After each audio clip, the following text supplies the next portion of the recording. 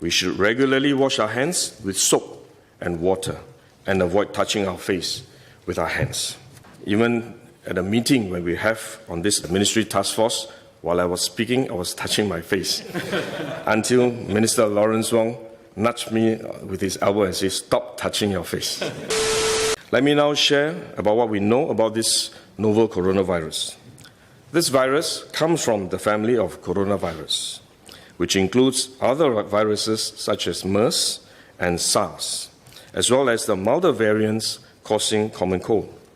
The medical consensus at this moment is that the novel coronavirus is more transmissible but appears less deadly than SARS. Evidence suggests that the rate of human-to-human transmission of this virus appears to be higher than that of SARS.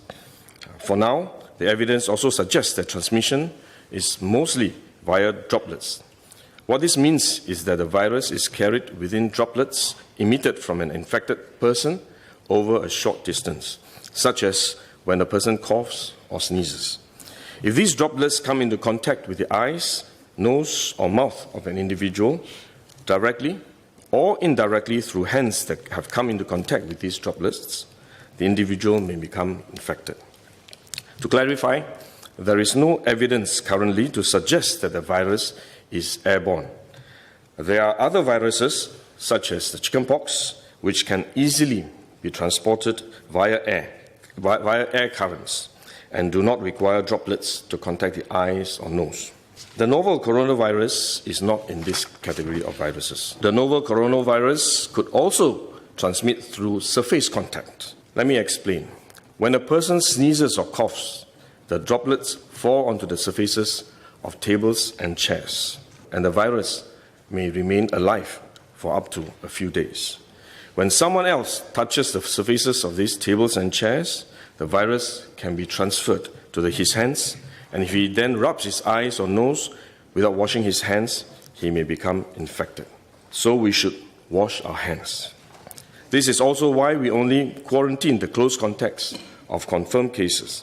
For more transient contacts, such as individuals that the confirmed cases may have walked past in malls or hotels, the risk of transmission is low.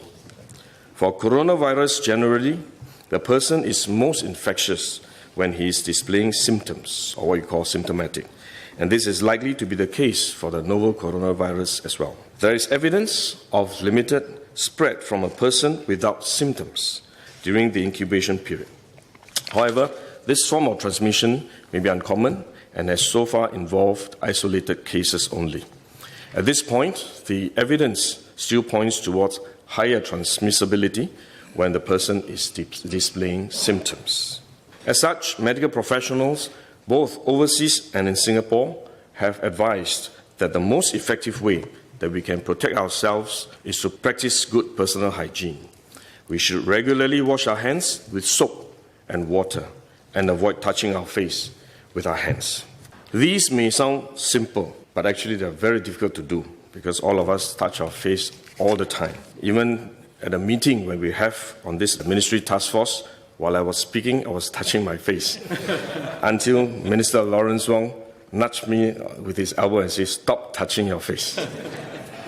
So it is simple but extremely difficult, but are actually very effective in preventing all kinds of infection.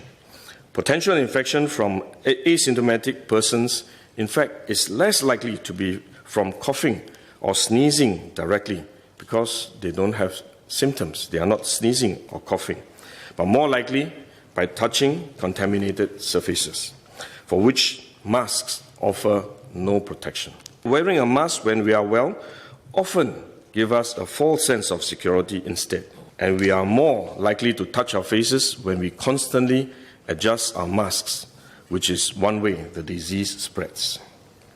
At the same time, we need to protect others, our loved ones, friends, colleagues, and fellow Singaporeans that we come into contact with. If we are sick, we should rest and recover at home as far as possible. If we do need to go out to see a doctor, for example, we should wear a surgical mask to protect others.